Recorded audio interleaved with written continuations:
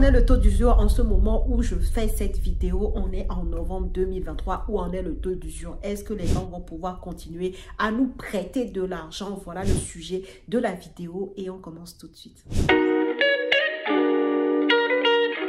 Bonjour à tous et bienvenue sur cette chaîne destinée à l'investissement immobilier. Je suis Céline Médéou, épouse d'Orido. Je suis immopreneur, une personne qui fait du business avec l'immobilier. C'est ce que je t'apprends à faire au travers de mes contenus sur cette chaîne, également au travers de mes formations et de mes accompagnements. Donc, si le sujet t'intéresse et tu ne l'as pas encore fait, je t'invite tout de suite à t'abonner à la chaîne, c'est gratuit. Et surtout, active ta cloche de notification pour ne pas rater mes futures publications. Et la deuxième chose, regarde dans la barre de description de cette vidéo. Tu y trouveras des liens très intéressants, notamment ton lien vers ton cadeau de bienvenue, les 10 commandements de l'investissement immobilier rentable à télécharger rapidement.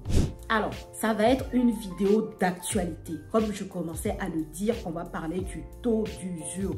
Le taux d'usure, c'est le taux maximum auquel la banque est censée te prêter de l'argent. Elle ne peut pas déroger à la règle du taux d'usure. Donc, si elle prend le taux d'intérêt qu'elle veut t'appliquer, le taux d'assurance et tous ses frais, elle ne doit pas dépasser le taux d'usure. Si elle dépasse le taux d'usure, alors elle ne peut pas te faire le financement bancaire. Et le taux d'usure depuis, on va dire, des mois, presque l'année entière, a posé problème parce que très souvent le taux d'usure se retrouvait très proche en fait du taux d'intérêt bancaire en fait, ce qui ne laissait plus trop de marge pour les assurances, pour les frais bancaires, et finalement beaucoup de personnes ont vu leur dossier bancaire refusé parce que une fois la banque avait appliqué les taux d'assurance, les frais et en plus son taux d'intérêt, le taux global du crédit, le TAEG, dépassait le taux d'usure qui est la limite maximum de taux d'emprunt bancaire.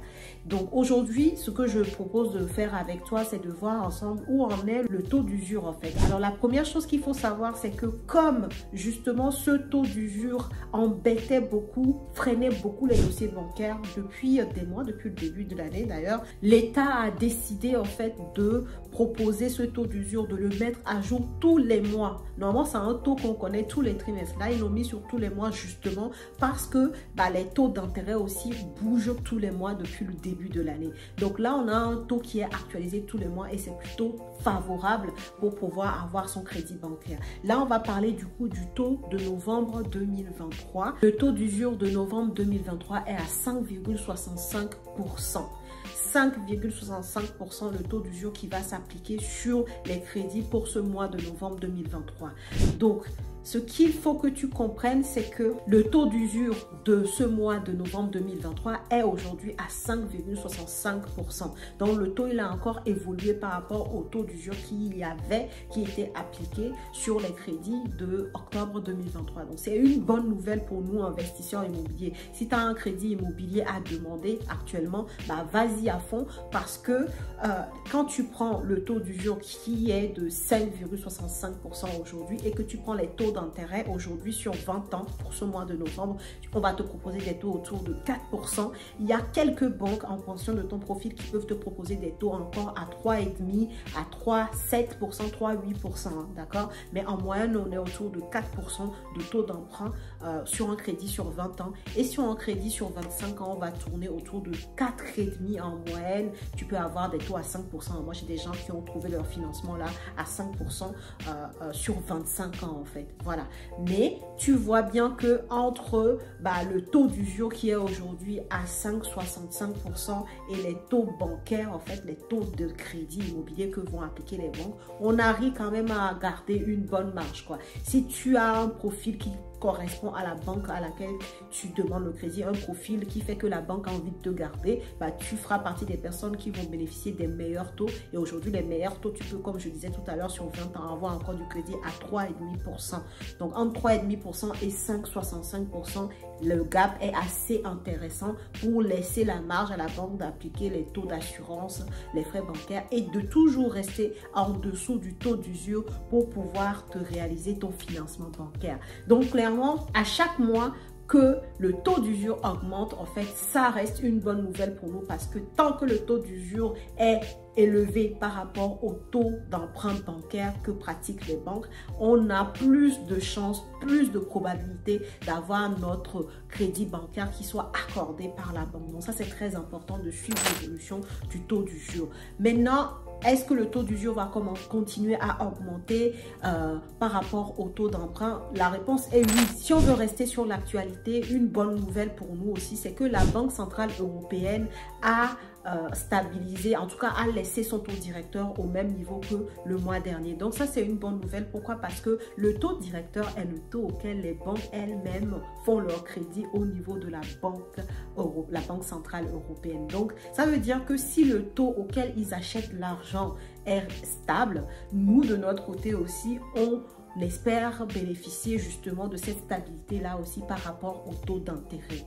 Ce qu'il faut comprendre, c'est que tout ça est assez logique. Hein. Le fait que la Banque centrale européenne ait stabilisé son taux, ait laissé ses taux directeurs au même niveau, et ben, c'est lié à l'inflation. Parce que là, l'inflation, tu sais, depuis le début d'année, n'a fait qu'augmenter, n'a fait qu'augmenter, n'a fait qu'augmenter. Et là, on arrive là en fin d'année à une stabilité de l'inflation. Donc, si l'inflation, le taux d'inflation se stabilise, alors la BCE, la Banque centrale européenne, n'a pas vraiment de raison d'augmenter aussi son taux directeur. Et par ricochet, nous, on va pouvoir bénéficier enfin de taux d'intérêt qui se stabilisent. Parce que depuis des mois, le taux d'intérêt aussi suit le taux directeur de la Banque centrale européenne. Donc elle était en perpétuelle augmentation tous les mois. Donc là, je pense qu'on arrive en fin d'année à avoir un semblant de stabilité. Ça veut dire quoi? Ça veut dire que tu arrives à trouver une fenêtre de tir. Si tu as un projet immobilier, c'est maintenant qu'il faut y aller en fait.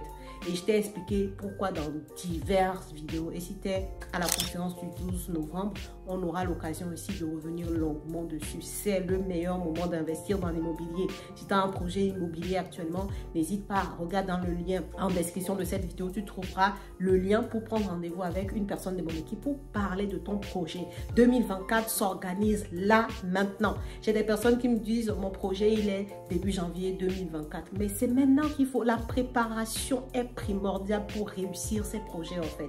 Donc si tu as un projet qui doit démarrer en début d'année 2024, c'est maintenant qu'il faut qu'on en discute. C'est maintenant qu'il faut qu'on parle de ton projet, qu'on l'organise, que tu commences à te former, que tu organises ta stratégie pour que en début d'année, que tu sois prêt et d'attaque pour pouvoir aller réaliser des actions concrètes sur le terrain et arriver en milieu d'année avec un projet qui est réalisé ou en fin d'année en fonction de là où tu en es aujourd'hui avec ton profil.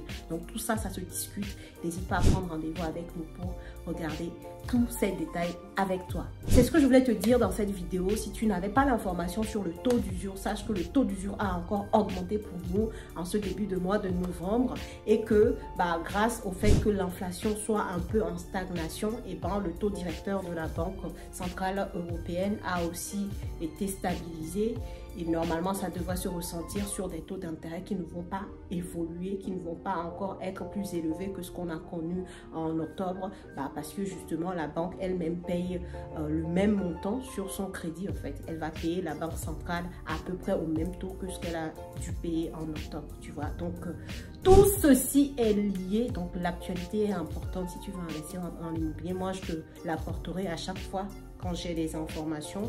Des fois, je ne vous dis pas tout. Donc, c'est pour ça, à chaque fois, je n'arrête pas de me répéter. Mais c'est important que toi-même, tu ailles regarder un peu l'économie. Tu t'intéresses, quoi. Voilà, on parle ici d'immobilier rentable. Donc, on ne peut pas faire l'immobilier rentable en occultant l'actualité. Ça n'est pas possible. Ne serait-ce que même dans les stratégies qui sont porteuses actuellement et tout ça et tout ça. Bref, si la vidéo t'a plu, je t'invite à la liker, à la partager.